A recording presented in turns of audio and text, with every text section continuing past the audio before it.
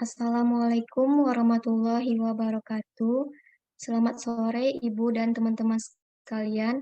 Perkenalkan kami dari kelompok 8 yang beranggotakan saya Mela Udia Putri dengan NIM 21105360035 dan rekan saya Esalsa Dila Rubal dengan NIM 211053604. Di sini kami akan mempresentasikan materi kelompok kami mengenai managing knowledge, di mana materi pertama yang akan dijelaskan oleh rekan saya Elsalsa Dila Rubal. Pada Elsalsa dipersilakan. Terima kasih Mela atas kesempatannya. Baiklah, kita masuk kepada section yang pertama yang akan saya jelaskan mengenai knowledge management and e-learning yang memiliki 6 pokok bahasan. Yang pertama ada sifat modal intelektual, yang kedua strategi dan teknologi manajemen pengetahuan, yang ketiga manajemen pengetahuan, perangkap dan janji, yang keempat e-learning, yang kelima membuat program e-learning, dan yang keenam e-learning dalam pendidikan. Pertama kita masuk ke dalam sifat modal intelektual. Istilah modal intelektual menyoroti gagasan bahwa faktor tidak berwujud seperti pengetahuan dan keahlian karyawan adalah aset seperti jenis modal lainnya yang dapat diterapkan perusahaan untuk produksi barang dan jasa dan yang membantu menentukan nilai pasarnya. Kita masuk ke dalam jenis modal intelektual itu sendiri. Yang pertama ada sumber daya manusia. Modal manusia mencakup kompetensi dan pengetahuan yang dimiliki oleh karyawan organisasi. Pendidikan memainkan peran kunci dalam membangun modal ini, seperti halnya pengalaman bertahun-tahun bekerja di lapangan dan memperoleh strategi sukses dari eksperimen atau mentor. Yang kedua, ada modal sosial. Modal sosial menggambarkan jumlah dan kualitas semua hubungan yang dipertahankan oleh karyawan organisasi dengan klien, pelanggan, pemasok, dan calon karyawan. Selanjutnya, ada modal struktural, mencakup pengetahuan yang disimpan sebagai dokumentasi tentang proses bisnis, prosedur, kebijakan, kontrak, dan aspek lain dari operasi dan strategi organisasi. Selanjutnya, kita masuk ke dalam jenis pengetahuan. Yang pertama ada pengetahuan eksplisit. Pengetahuan yang dapat didokumentasikan dan dikodifikasi yang sering disimpan dalam sistem informasi, di situs web, di spreadsheet, atau di buku pegangan dan manual. Sering disimpan dalam sistem informasi, jenis modal struktural ini mencakup semua ringkasan data yang dapat disediakan oleh sistem informasi, bersama dengan dokumentasi tentang proses bisnis, prosedur, dan kebijakan. Lalu yang kedua, pengetahuan tacit. Pengetahuan yang mencakup wawasan, penilaian, proses kreatif, dan kebijaksanaan yang berasal dari pembelajaran dan pengalaman panjang di lapangan, serta dari banyak cobaan dan kesalahan. Beberapa pengetahuan tacit begitu mendarah daging, sehingga orang tersebut bahkan tidak secara sadar menyadari bahwa dia memilikinya atau bahwa orang lain tidak membagikannya. Selanjutnya, yaitu mengelola intelektual atau knowledge management, mengacu pada serangkaian strategi dan taktik yang digunakan organisasi untuk menjadi lebih sistematis dalam mengelola modal intelektual.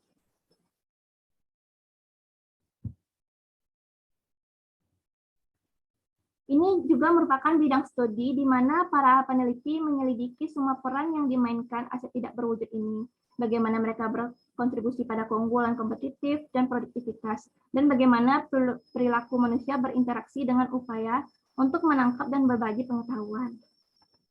Kita masuk ke dalam pokok pembahasan yang kedua, yaitu strategi dan teknologi manajemen pengetahuan.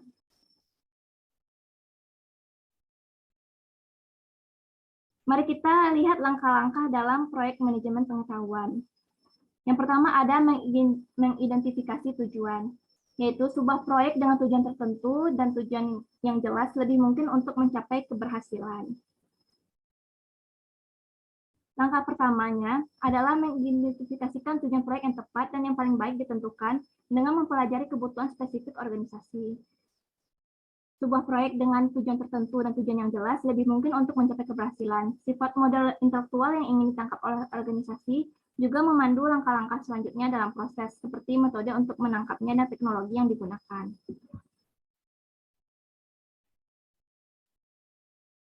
Lalu, Yang selanjutnya itu kita temukan sumbernya. Setelah organisasi mengidentifikasi tujuannya, selanjutnya menempatkan sumber pengetahuan yang relevan. Yang pertama, menemukan keahlian. Tempat kerja yang semakin digital menawarkan peluang yang sangat baik untuk menentukan orang-orang dalam organisasi dengan jenis keahlian tertentu berdasarkan pendidikan, pengalaman, dan aktivitas mereka. Banyak alat pencari ahli menggunakan direktori di mana setiap karyawan memelihara profil online yang mencakup detail tentang proyek, publikasi, atau petunjuk keahlian lainnya. Langkah-langkah tersebut memberikan wawasan tentang klaster jaringan dan peran yang dimainkan orang yang berbeda sebagai pemimpin atau menghubungkan ke jembatan jaringan lainnya. Hal tersebut merupakan analisis jaringan sosial, yaitu teknik memetakan dan mengukur kekuatan hubungan antara individu dan kelompok yang dipresentasikan sebagai node dalam jaringan. Selanjutnya, menangkap pengetahuan. Sebelum orang dapat mengambil keuntungan dari modal intelektual itu harus ditangkap. Strategi terbaik untuk melakukan ini bergantung pada jenis pengetahuan yang kita cari dan bagaimana kita dapat menyimpannya. Pertama, membangun basis pengetahuan untuk modal struktural, yaitu sistem dimulai dengan informasi warisan dari buletin teknis dan manual perbaikan. Contohnya, Badan Oceanografi dan Anodar Nasional, Atmosfer Nasional atau NOAA, menciptakan basis pengetahuan yang sangat besar tentang informasinya, tentang badai dan peristiwa cuaca ekstrim lainnya di answer.noaa.gov.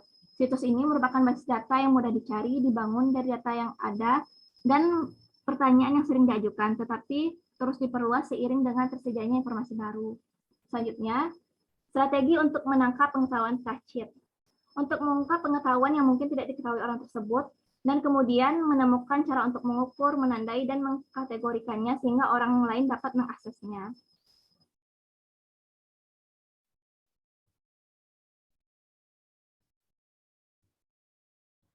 Selanjutnya, atur, bagikan, dan nilai pengetahuan. Yang pertama ada mengorganisir dan berbagi strategi. Enterprise Content Management atau ECM, pendekatan menyeluruh untuk mengatur dan mengelola semua jenis konten yang berbeda sepanjang siklus hidupnya, mulai dari pembuatan hingga pembaruan, pengarsipan atau penghapusan, untuk memasukkan dokumen gambar video, halaman web, dan jenis lainnya, seperti posting media sosial atau gambar, dan kemudian mengelola perubahan pembaruan atau pengarsipan. Sistem perangkat lunak untuk memfasilitasi manajemen konten perusahaan akan mencakup berbagai kemampuan untuk mengelola berbagai jenis konten. Misalnya, SEM akan menyertakan sistem manajemen dokumen untuk mengelola dokumen elektronik yang seringkali dikonversi dari sumber kertas, membuatnya dapat dicari dan dikirimkan dengan mudah. Keuntungan penting SEM adalah bahwa berbagai jenis konten dapat dikelola melalui siklus hidupnya,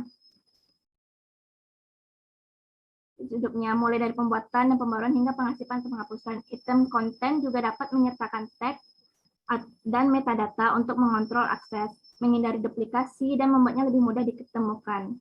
SEM juga membantu organisasi tetap mematuhi peraturan manajemen, catatan tentang retensi, dan penghapusan. Lalu kita masuk ke dalam memutuskan apa yang harus dipertahankan atau strategi penilaian.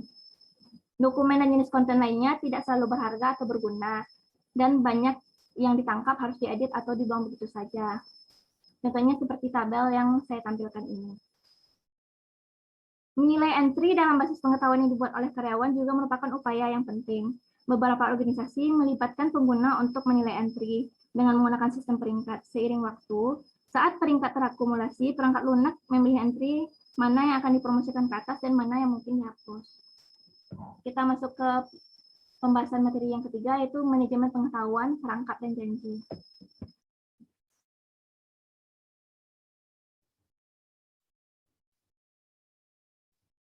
Yaitu ada 5 pembahasan. Yang pertama, elemen manusia.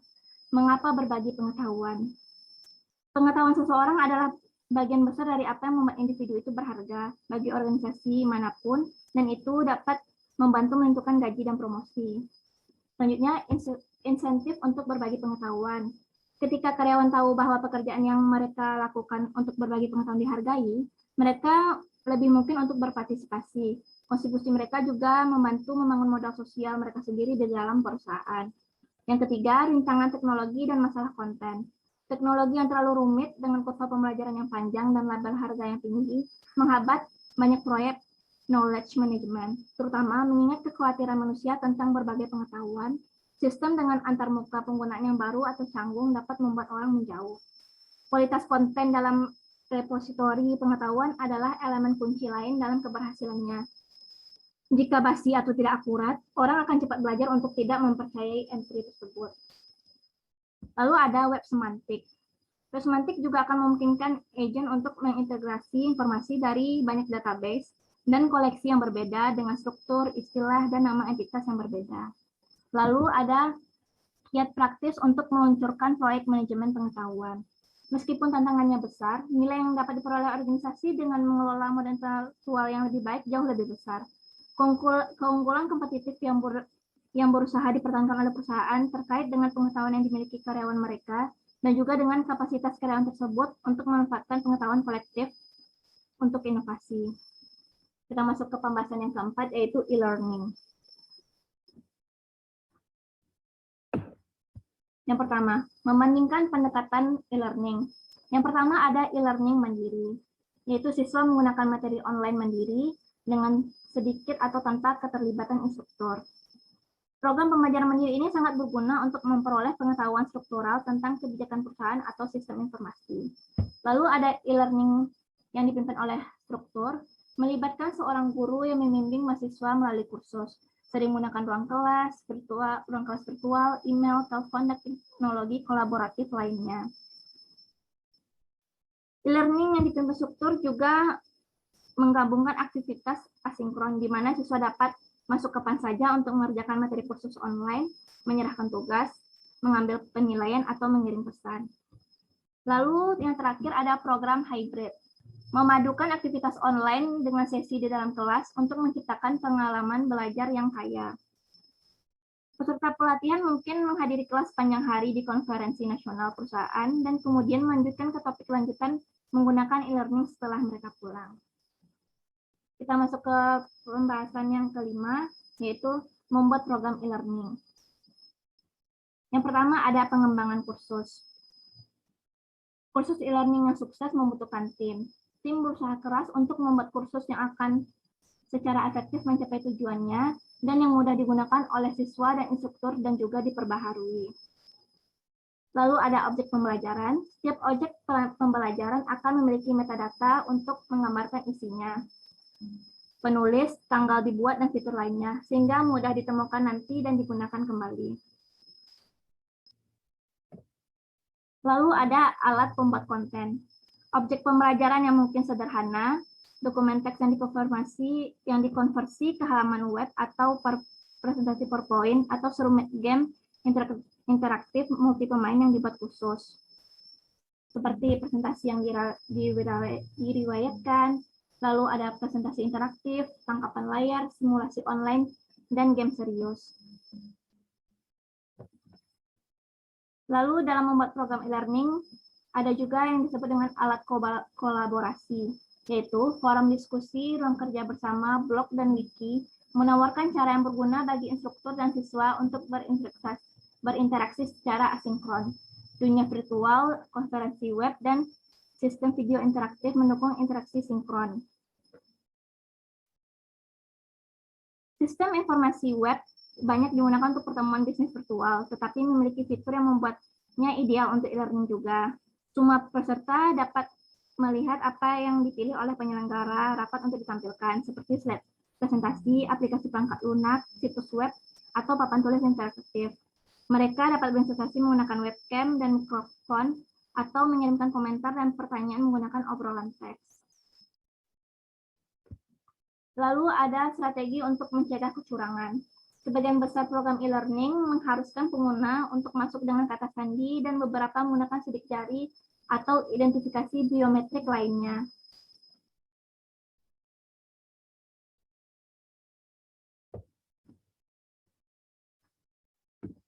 Lalu ada sistem manajemen pembelajaran. Yang pertama, mempelajari objek penilaian dan standar. LMS menampung konten dan penilaian e-learning dan menyediakan berbagai alat untuk membuat objek pembelajaran, kuis, dan tes. Banyak LMS menawarkan alat untuk membuat konten yang lebih canggih, seperti modul pembelajaran adaptif juga.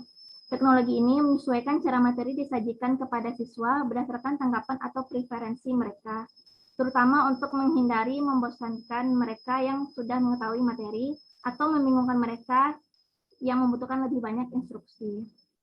Lalu ada platform pembelajaran sosial, yaitu organisasi yang telah memiliki perangkat lunak sosial untuk berbagi pengetahuan, dapat mengaitkan aktivitas yang terjadi di tempat tersebut dengan program e-learning mereka.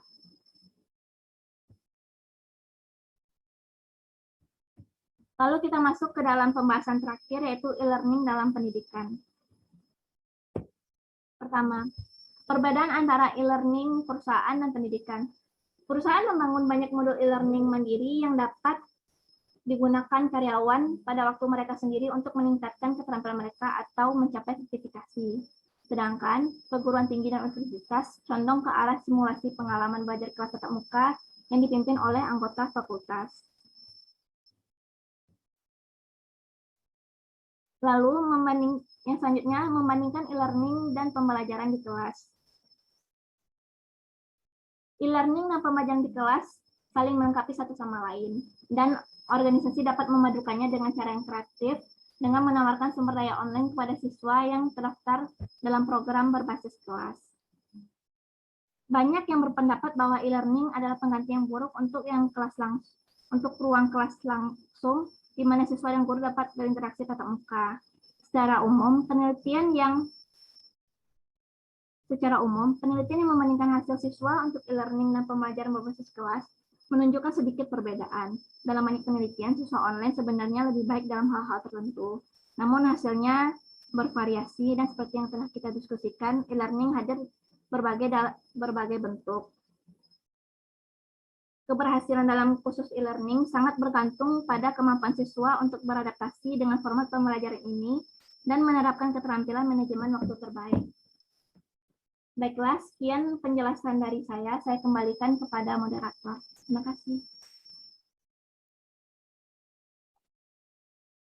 Baiklah, terima kasih saya ucapkan kepada Sadila Roba. Materi selanjutnya akan saya jelaskan sendiri mengenai manajemen knowledge and artificial intelligence yang memiliki 4 pokok pembahasan, yaitu yang pertama, apa peran sistem manajemen pengetahuan di dalam bisnis, yang kedua, apa itu kecerdasan buatan atau AI, dan pembelajaran mesin, dan bagaimana bisnis menggunakan AI, yang ketiga, jenis sistem apa yang digunakan untuk manajemen pengetahuan di seluruh perusahaan, dan bagaimana mereka memberikan nilai bagi bisnis. Yang keempat, apa saja jenis utama sistem kerja pengetahuan dan bagaimana mereka memberikan nilai bagi perusahaan. Untuk topik yang pertama yaitu apa peran sistem manajemen pengetahuan di dalam bisnis. Manajemen pengetahuan adalah salah satu bidang investasi perangkat lunak perusahaan dan pemerintah yang tumbuh paling cepat. Pada dekade terakhir telah menunjukkan pertumbuhan dalam penelitian tentang pengetahuan dan manajemen pengetahuan di bidang ekonomi, manajemen, dan sistem informasi. Manajemen pengetahuan telah menjadi tema penting di banyak perusahaan bisnis besar karena manajer menyadari bahwa sebagian besar nilai perusahaan mereka bergantung pada kemampuan perusahaan untuk menciptakan dan mengelola pengetahuan.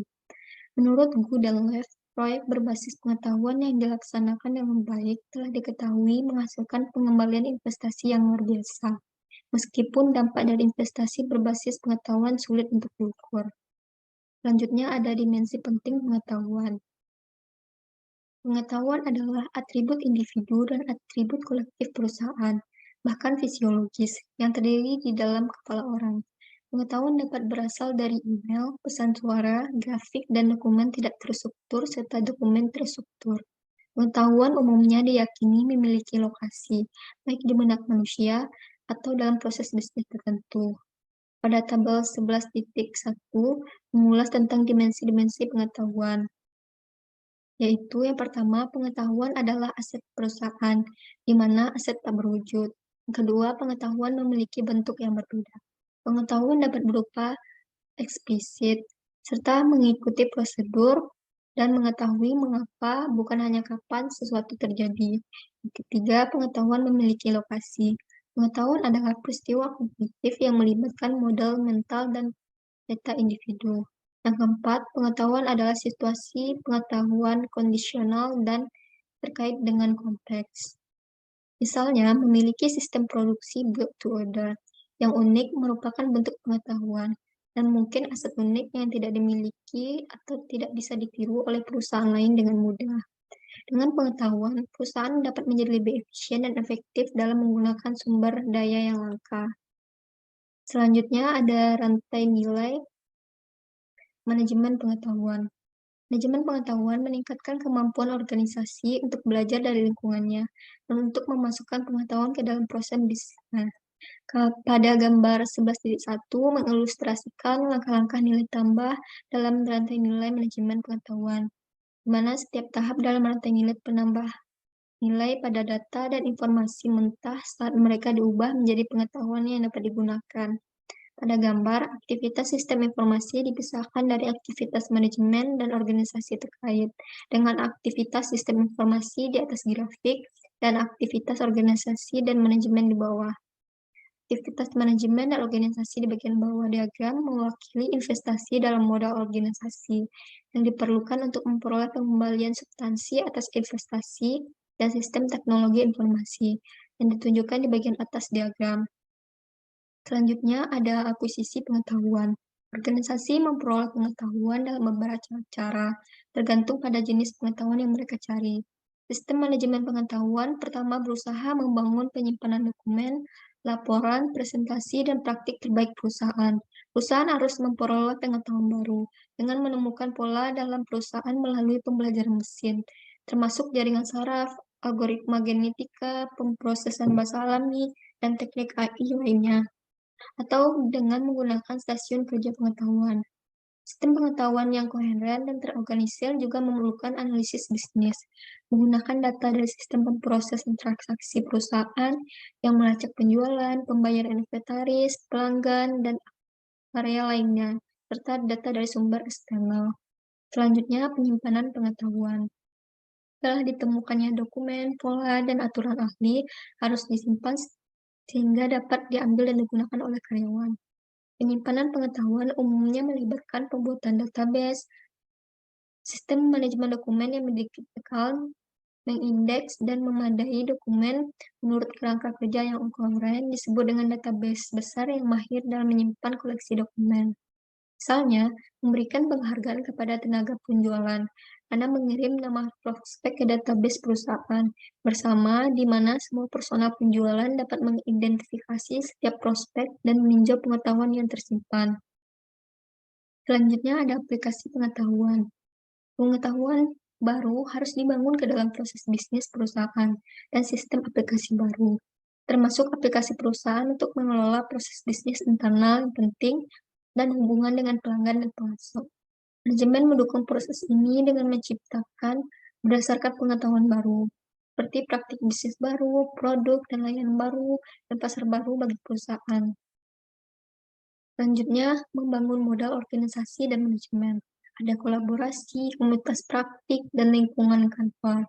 Mengembangkan peran dan tanggung jawab organisasi baru untuk perolehan pengetahuan, termasuk penciptaan posisi eksekutif Chief Knowledge Officer, posisi staf yang berdedikasi yaitu manajer pengetahuan, dan komunitas praktik.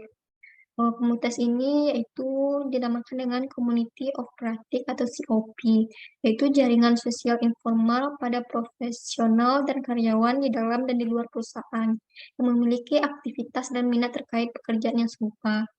Kegiatan dari komunitas ini termasuk pendidikan mandiri dan pendidikan kelompok, konferensi, buletin online, dan berbagai pengalaman dan teknik-teknik sehari-hari untuk memecahkan masalah pekerjaan tertentu. Anggota dari COP bertindak sebagai fasilitator, mendorong kontribusi dan diskusi. Pada akhirnya, COP dapat bertindak sebagai tempat untuk ide-ide baru, teknik, dan perilaku pengambilan keputusan. Pada gambar 11.2 terdapat jenis utama sistem manajemen pengetahuan. Ada 3 kategori utama dari sistem manajemen pengetahuan, dan masing-masing dapat dipecahkan lebih lanjut menjadi jenis yang lebih khusus dalam sistem manajemen pengetahuan. Pada gambar menunjukkan sistem aplikasi manajemen pengetahuan terbagi atas sistem manajemen pengetahuan di seluruh perusahaan, sistem kerja pengetahuan, dan teknik cerdas. Untuk yang pertama, sistem manajemen pengetahuan di seluruh perusahaan, yaitu upaya perusahaan untuk tujuan umum dalam mengumpulkan, menyimpan, mendiskusikan, dan menerapkan konten dan pengetahuan digital. Contohnya, seperti teknologi pendukung seperti portal, mesin pencari, kolaborasi, dan alat bisnis sosial, dan sistem manajemen pembelajaran. Selanjutnya ada sistem kerja pengetahuan, di mana pengembangan workstation dan perangkat lunak jaringan yang kuat untuk membantu para insinyur dan ilmuwan dalam menemukan pengetahuan baru telah mengarahkan pada penciptaan kerja pengetahuan, seperti desain berbantu komputer atau CID, visualisasi, simulasi, dan sistem realitas visual.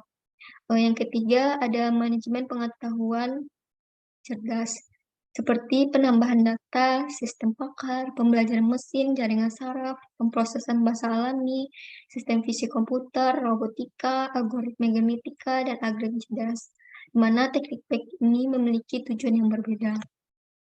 Selanjutnya kita masuk pada topik yang kedua, yaitu apa itu kecerdasan buatan AI dan pembelajaran mesin, dan bagaimana bisnis menggunakan AI.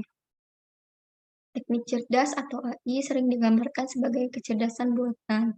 Kecerdasan buatan atau AI merupakan keluarga teknik dan teknologi pemrograman yang masing-masing memiliki keunggulan dalam aplikasi tertentu. AI melibatkan upaya untuk membangun sistem komputer yang berpikir dan bertindak seperti manusia. Sistem AI saat ini dapat melakukan banyak tugas yang tidak mungkin dilakukan manusia, dan dapat menyamai atau mendekati manusia dalam tugas-tugas seperti menafsirkan CT scan, mengenali wajah dan suara, dan permainan game online. Selanjutnya ada evolusi AI. Kekuatan utama yang mendorong evolusi AI yang cepat yaitu pengembangan database big data yang dihasilkan oleh internet, e-commerce, Internet of Things, dan media sosial. Pertumbuhan AI bergantung pada penyempurnaan algoritma oleh puluhan ribu insinyur perangkat lunak AI.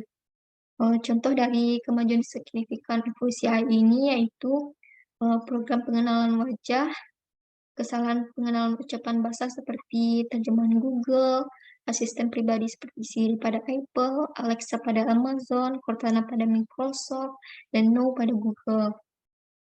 Selanjutnya ada jenis utama AI. Pada tabel 11.2 menjelaskan jenis utama AI, yang terdiri atas sistem pakar, pembelajaran mesin, jaringan saraf, pembelajaran mendalam, algoritma genetika, pemrosesan bahasa alami, sistem fisik komputer, robotika, dan agen cerdas. Yang mana selanjutnya akan dijelaskan lebih lanjut. Pertama ada sistem pakar. Sistem pakar menangkap pengetahuan individu dalam suatu organisasi melalui wawancara mendalam dan mewakili pengetahuan sebagai seperangkat aturan. Aturan-aturan ini kemudian diubah menjadi kode komputer. Sistem pakar memberikan manfaat seperti peningkatan keputusan, pengurangan kesalahan, pengurangan biaya, pengurangan waktu pelatihan, dan kualitas layanan yang lebih baik. Contoh dari sistem pakar ini yaitu jika kita seorang manajer dari gedung perkantoran 14 lantai yang diberi tugas untuk mengkonfigurasi pendingin udara gedung, maka sistem pakar dapat memberikan kita panduan untuk proses penyelesaiannya dengan menanyakan serangkaian pertanyaan, membuat pesanan ke pemasok, dan memberikan perkiraan biaya keseluruhan untuk proyek. Semuanya itu dilakukan dalam hitungan jam, bukan dalam hitungan minggu. Pada gambar 11.3 terdapat sistem pakar pemberian kredit, di mana aturan dalam sistem pakar yang berisi sejumlah aturan yang harus diikuti. Aturannya saling berhubungan, jumlahnya harus diketahui sebelum dan terbatas, ada beberapa jalur ke hasil yang sama, dan sistem dapat mempertimbangkan beberapa aturan pada satu waktu.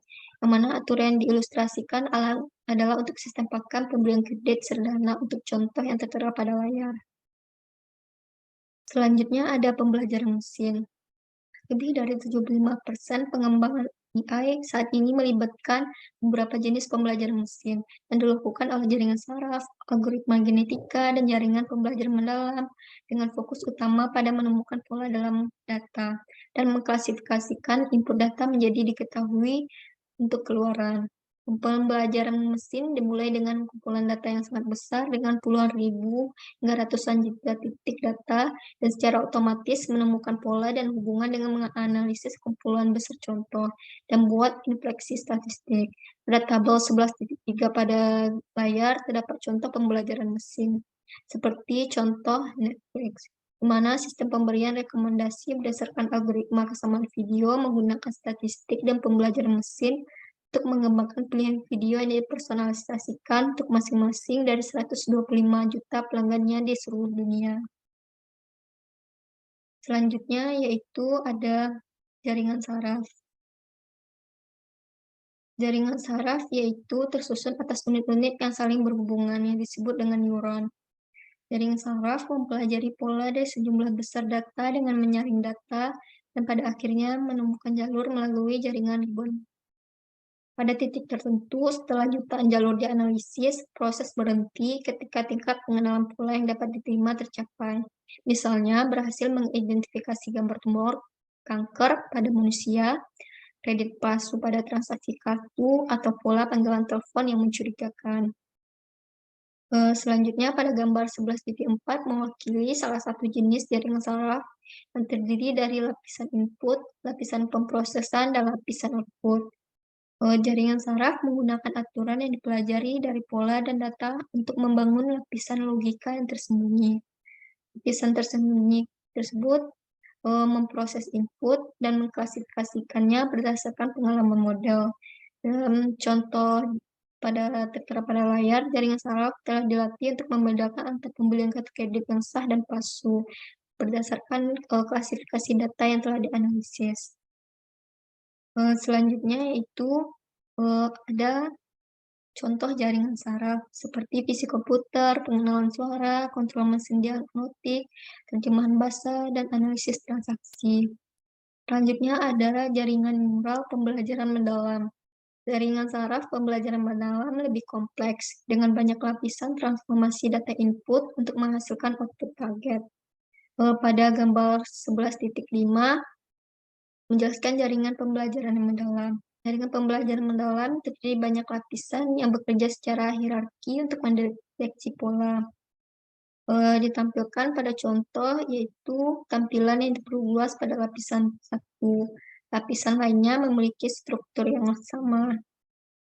Misalnya contoh pada kucing yang terdiri dari 3 lapisan jaringan saraf, yaitu lapisan 1, 2, dan 3. Masing-masing lapisan ini memiliki 2 tingkatan deteksi pola, yaitu tingkat 1 dan 2. Hasil dari lapisan pertama mungkin gumpalan dan tepi kabur. Lapisan kedua dan ketiga menyempurnakan gambar yang muncul dari lapisan pertama. Hingga pada akhir proses sistem dapat membedakan antara kucing, anjing, dan manusia.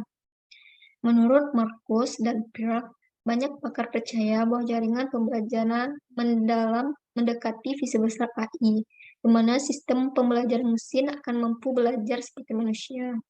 Orang lain yang bekerja di pembelajaran mesin dan pembelajaran mendalam lebih kritis. Selanjutnya ada algoritma genetika. Algoritma genetika berguna untuk menentukan solusi optimal untuk masalah tertentu dengan memeriksa sejumlah besar solusi alternatif untuk masalah tersebut. Metode pemecahan masalah didasarkan pada ide-ide yang terinspirasi oleh biologi evolusioner seperti pewarisan, mutasi, seleksi, dan persilangan. Algoritma genetika bekerja dengan mencari populasi string digit binar yang dihasilkan secara acak untuk mengidentifikasi string yang tepat yang mewakili solusi terbaik untuk masalah tersebut. Pada gambar 11.6, setiap string sesuai dengan salah satu variabel dalam masalah. Terdapat komponen algoritma genetika, di mana contoh pada layar menggambarkan polusi awal kromosom. Masing-masing mengawali solusi yang berbeda. Algoritma genetika menggunakan proses iteratif untuk memperbaiki solusi awal, sehingga solusi yang lain lebih baik.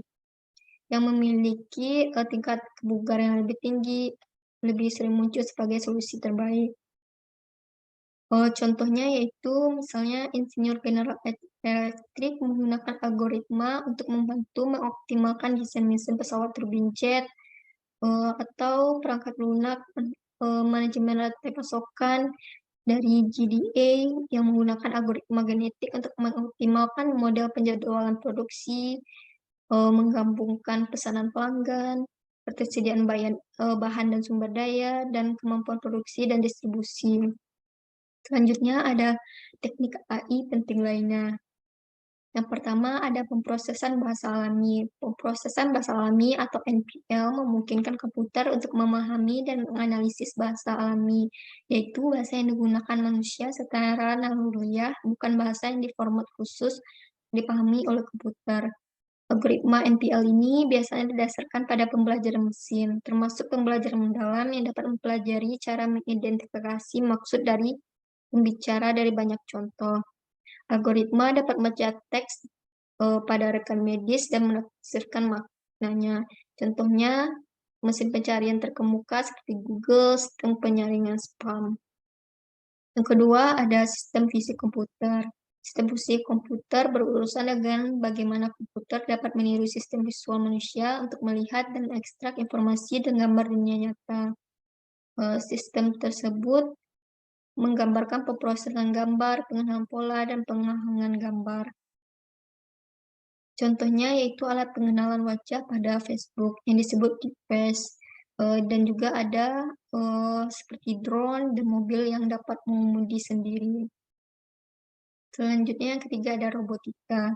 Robotika berkaitan dengan desain, konstruksi, operasi, dan penggunaan mesin bergerak yang dapat menggantikan manusia bersamaan dengan sistem komputer untuk kontrol, umpan balik sensorik, dan pemrosesan informasi.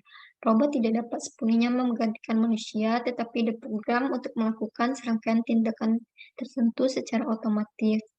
Contohnya, perakitan mobil menggunakan robot untuk melakukan pengangkatan bahan berat, pengelasan lem, atau pengecatan. Contoh lainnya yaitu penggunaan robot untuk menggerakkan skrup ke mesin ke tempat yang sulit dijangkau. Selanjutnya ada agen cerdas. Agen cerdas adalah program seperangkat lunak yang bekerja di latar belakang tanpa campur tangan manusia secara langsung untuk melakukan tugas tertentu bagi pengguna individu, proses bisnis, atau aplikasi perangkat lunak. Agen menggunakan basis pengetahuan bawaan atau yang dipelajari terbatas untuk menyelesaikan tugas atau membuat keputusan atas nama pengguna, seperti menghapus email sampah, menjadwalkan janji tamu, atau menemukan tiket pesawat termurah. Contoh lainnya terdapat pada aplikasi sistem virtual di iPhone, yaitu Siri. Dan produk serupa pada Google, Microsoft, yaitu Cortana, Alexa, dan pada Amazon. Kita masuk pada topik keempat, yaitu jenis sistem apa yang digunakan untuk manajemen pengetahuan di seluruh perusahaan, dan bagaimana mereka memberikan nilai bagi bisnis. Perusahaan harus berurusan dengan beberapa jenis pengetahuan. Yang pertama, sistem manajemen konten perusahaan. Sistem manajemen konten perusahaan atau ECM membantu organisasi merangkap pengetahuan, penyimpanan, pengambilan, distribusi, dan pelestarian untuk membantu perusahaan meningkatkan proses dan keputusan bisnis mereka. Sistem tersebut menyangkut penyimpanan dokumen, laporan, presentasi, dan praktik terbaik perusahaan, serta kemampuan untuk mengumpulkan dan mengatur pengetahuan seperti terstruktur, seperti email. Yang kedua contohnya yaitu ada Coca-Cola yang melacak semua citra merek Coca-Cola yang telah dibuat pada masa lalu. Yang kedua ada sistem manajemen pembelajaran. Perusahaan membutuhkan cara untuk melacak dan mengelola pembelajaran karyawan dan mengintegrasikannya secara lebih penuh ke dalam manajemen pengetahuan mereka. Sebuah sistem manajemen pembelajaran atau LMS menyediakan alat untuk manajemen, pengiriman, pelacakan, dan penilaian berbagai jenis pembelajaran dan pelatihan karyawan. Sistem manajemen pembelajaran kontemporer mendukung beberapa model pembelajaran, termasuk CD-ROM, video yang dapat diunduh, kelas berbasis web, instruksi langsung di kelas atau online, dan pembelajaran kelompok di forum online dan sesi obrolan. Selanjutnya ada Pada gambar 11.8 terdapat sistem manajemen konten perusahaan. Sistem manajemen konten perusahaan ini memiliki kemampuan untuk mengklasifikasikan, mengatur, dan mengolah pengetahuan terstruktur dan semi-terstruktur yang membuatnya tersedia di seluruh perusahaan. Selanjutnya kita masuk pada topik pembahasan keempat atau yang terakhir, yaitu apa saja jenis utama sistem kerja pengetahuan dan bagaimana mereka memberikan nilai bagi perusahaan. Sistem pengetahuan seluruh perusahaan menyediakan berbagai kemampuan yang dapat digunakan oleh banyak pekerja. Pengetahuan untuk membantu mereka menciptakan pengetahuan baru dan untuk memastikan bahwa pengetahuan ini terintegrasi dengan baik ke dalam bisnis. Yang pertama ada pekerja pengetahuan dan pekerjaan pengetahuan. Pekerja pengetahuan termasuk peneliti, perancang, arsitek, ilmuwan, dan insinyur yang terutama menciptakan pengetahuan dan informasi untuk organisasi. Misalnya, pekerja mengetahui menciptakan produk baru atau menemukan cara untuk meningkatkan produk yang sudah ada. Pekerja pengetahuan melakukan 3 peran kunci yang penting bagi organisasi dan manajer yang bekerja di dalam organisasi. Yang pertama, menjaga organisasi tetap mutakhir dalam pengetahuan saat berkembang di dunia luar, yaitu termasuk dalam teknologi, sains, pemikiran sosial, dan seni. Yang kedua, melayani sebagai konsultan internal mengenai bidang pengetahuan mereka terhadap perubahan yang terjadi dan peluang. Ketiga, bertindak sebagai agen perubahan, mengevaluasi, memulai, dan mempromosikan proyek perubahan. Selanjutnya ada persyaratan sistem kerja pengetahuan. Kerja pengetahuan membutuhkan sistem kerja pengetahuan yang sangat khusus dengan grafik yang kuat, alat analisis dan komunikasi, serta kemampuan manajemen dan komunikasi. Pada gambar 11.9 dijelaskan bahwa ada 3 syarat dari sistem kerja pengetahuan. Yang pertama, sistem ini membutuhkan daya komputasi yang cukup untuk menangani grafik canggih atau perhitungan kompleks yang diperlukan pekerja pengetahuan. Yang kedua, sistem juga harus mampu memberikan pekerjaan akses cepat dan mudah ke database eksternal. Yang ketiga, menampilkan antarmuka yang ramah pengguna yang memungkinkan pengguna mengakses tugas yang diperlukan tanpa menghabiskan banyak waktu untuk mempelajari cara menggunakan sistem. Selanjutnya ada contoh sistem kerja pengetahuan. Aplikasi kerja pengetahuan utama termasuk ke dalam CID dan sistem realitas visual untuk simulasi dan permodelan. Yang pertamanya yaitu CID atau Computer Aided Design yang mengoptimasikan pembuatan dan revisi desain menggunakan komputer dan perangkat lunak grafis yang canggih. Kemampuan perangkat lunak CID untuk menyediakan spesifikasi desain untuk perkakas dan proses manufaktur juga menghemat banyak waktu dan uang sambil menghasilkan proses manufaktur dengan masalah yang jauh lebih sedikit. Contohnya seperti Ford Motor Company menggunakan simulasi komputer untuk membuat silinder mesin dalam menghasilkan desain yang seefisien mungkin. Yang kedua, ada sistem realitas virtual atau VR yang memiliki kemampuan visualisasi dan simulasi yang jauh melampaui sistem CID konvensional. Mereka menggunakan perangkat lunak grafik interaktif untuk membuat simulasi yang dihasilkan komputer yang sangat dekat dengan kenyataan, sehingga pengguna hampir percaya bahwa mereka berpartisipasi dalam situasi dunia nyata. Contohnya, membutuhkan kacamata yang berisi layar video, sehingga dapat tenggelam dalam pembalik komputer. Yang terakhir atau yang ketiga yaitu augmented reality adalah teknologi terkait untuk meningkatkan visualisasi dengan melapisi data digital dan gambar ke lingkungan fisik dunia nyata. Teknologi digital memberikan informasi tambahan untuk meningkatkan persepsi realitas, membuat dunia nyata sekitar pengguna lebih interaktif dan memaksa. Contohnya dari augmented reality ini seperti prosedur medis operasi yang dipandu oleh gambar, di mana datanya dapat diperoleh dari pemindaian tomografi terkomputerisasi atau CT, dan pencitraan resonansi magnetik atau MRI, atau pencitraan ultrasound pada pasien di kamar operasi. Sekian materi diskusi dari kelompok kami. Jikalau ada teman-teman yang ingin bertanya, ingin memberikan kritik dan saran atau masukan lainnya, bisa memberikan atau menulis pertanyaan tersebut pada grup chat kelas kita. Sekian hasil diskusi kami dari kelompok 8 mengucapkan terima kasih. Assalamualaikum warahmatullahi wabarakatuh.